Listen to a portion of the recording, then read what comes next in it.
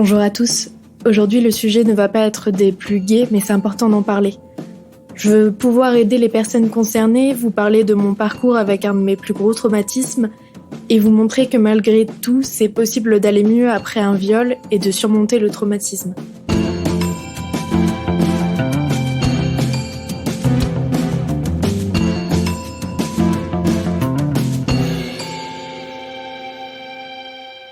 J'avais environ 16 ans quand c'est arrivé, je faisais connaissance avec l'ami d'une amie. Il avait 21 ans et il a voulu aller plus loin alors que moi non. Il faut savoir que 80% des viols sont commis par l'entourage de la victime. C'est énorme. Ma mère est venue me chercher le soir même et je ne lui ai rien dit. J'ai même mis 2 ans pour en parler. Une fois ma majorité atteinte, j'étais alors en couple avec un homme bien plus vieux que moi et j'étais simplement incapable d'avoir des rapports intimes avec quelqu'un même longtemps après. Mon corps avait simplement créé une barrière et j'étais donc atteinte sans le savoir de vaginisme, c'est-à-dire que les muscles pelviens, dont ceux du vagin notamment, se contractent de façon involontaire, rendant la pénétration très douloureuse, voire impossible. La première personne à qui j'en ai parlé, c'était donc cette fameuse personne avec qui j'étais et qui m'a pas mal mis la pression pour avoir des rapports avec moi, ce qu'évidemment je ne souhaite à personne puisque ça rajoute un stress supplémentaire et elle me soutenait vraiment pas. Quand je l'ai annoncé à ma famille, j'avais déjà commencé les démarches au commissariat et ma mère s'est braquée et n'a pas voulu m'aider. Donc ça pareil, je vous recommande pas. J'ai donc fini par me convaincre d'aller porter plainte 2 ans et demi, voire 3 ans plus tard. J'étais seule, personne pour me soutenir hormis une amie d'un peu loin, pas par la distance, mais en tout cas elle pouvait pas vraiment m'aider plus que ça en fait. Quoi qu'il en soit, je vous conseille d'en parler à des gens de confiance qui pourront vous accompagner dans les démarches parce que ça n'a pas été mon cas et ça m'aurait beaucoup aidé. Bref, globalement, vous allez vous trouver face à un flic et normalement, il est formé pour ça et sera tout à fait apte à vous accueillir dans de bonnes conditions.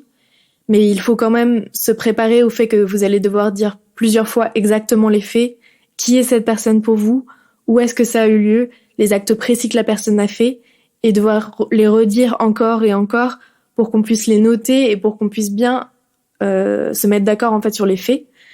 À l'issue de votre plainte, vous allez avoir rendez-vous un autre jour avec une psy à qui vous allez devoir redire les mêmes choses. Tout ça, c'est très dur, je le sais, je l'ai fait, mais c'est très important. Peu importe où mène votre plainte, même si je vous souhaite de tout cœur que vous obteniez justice rapidement, c'est plus que nécessaire que vous portiez plainte si vous avez la capacité de le faire. Si votre agresseur récidive, votre plainte sera toujours dans son dossier et aura un impact sur la décision juridique ensuite si ça a lieu. Et si, on l'espère, la personne ne récidive pas, ça sera probablement grâce à votre plainte.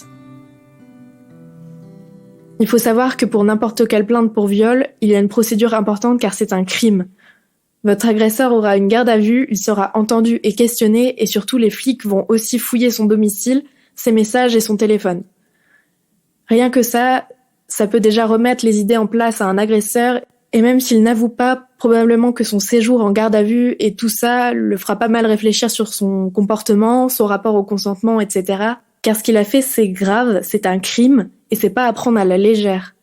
Dans mon cas, la plainte a malheureusement été classée sans suite par manque de preuves, mais je suis fière de moi de l'avoir fait et je me dis que c'est aussi en quelque sorte mon devoir de citoyenne et de féministe de prévenir la justice de ce que cet homme a commis. Après avoir porté plainte, j'ai entamé un long processus de thérapie. J'ai eu la chance de trouver la psy parfaite pour moi dans un planning familial. Elle s'occupait surtout de tout ce qui est conseil conjugal, sexologie, etc. J'avais eu beaucoup de psy avant ça et ça n'a jamais aussi bien matché qu'à ce moment-là. Elle était vraiment d'une grande empathie et utilisait une technique qui s'appelle l'EFT, qui consiste à énoncer son problème tout en tapotant soi-même quelques points d'acupuncture. Ça a été une énorme révélation cette technique et ça a très bien marché sur moi, si bien qu'aujourd'hui ça m'arrive de m'en resservir quand je sens que certaines de mes émotions sont comme bloquées dans mon corps. En quelques mois j'ai dit adieu au cauchemar et je pouvais parler de ça et y penser sereinement sans paniquer. C'était un très grand pas pour moi et je vous reparlerai sans doute dans un autre épisode de l'EFT du coup, parce que c'est vraiment une méthode que je trouve très bien. En parallèle de la thérapie psychologique, j'ai entamé un suivi physique. Certes, j'avais débloqué l'aspect psychologique, mais physiquement, ça n'allait pas mieux. Je me suis alors renseignée et j'ai trouvé une kiné qui s'occupe entre autres des femmes atteintes de vaginisme, notamment après des agressions. Le but, c'est simplement d'apprendre à contrôler ses muscles pelviens par le biais d'exercices de kiné très simples, un peu comme peuvent le faire les femmes après un accouchement. Je rassure les personnes qui seraient concernées par ce type de thérapie qu'il n'y a rien d'intrusif, ça ressemble vraiment à une séance de kiné classique, et dans mon cas, la personne était vraiment très bienveillante.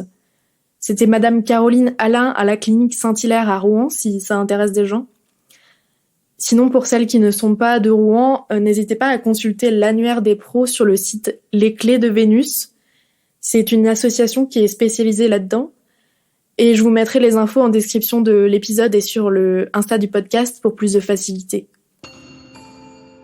Bref, en quelques semaines, 12 je crois, mon problème était réglé.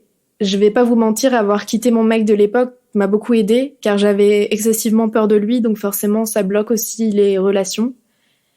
Et j'étais coincée dans une relation pleine de manipulation, donc je remercie aussi les personnes qui m'ont aidée à partir de cette relation.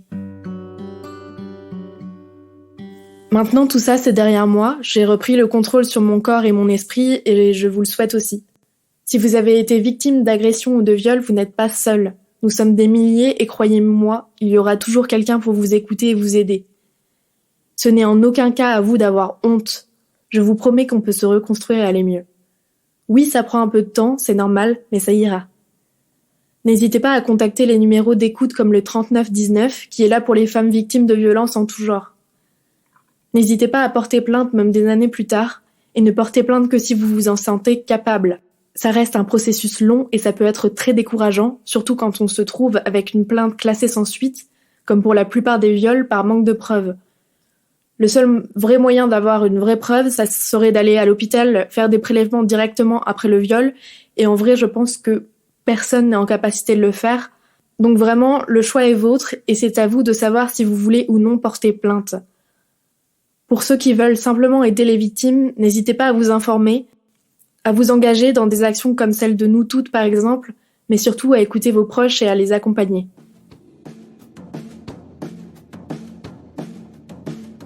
Merci à vous d'avoir écouté cet épisode, j'espère vous avoir aidé un peu sur le sujet. Si besoin, n'hésitez pas à me contacter sur Instagram, je répondrai à vos questions. Et si besoin que je fasse un autre épisode plus approfondi, n'hésitez pas à me le préciser également. Et merci de soutenir mon podcast depuis 3 mois maintenant. À bientôt.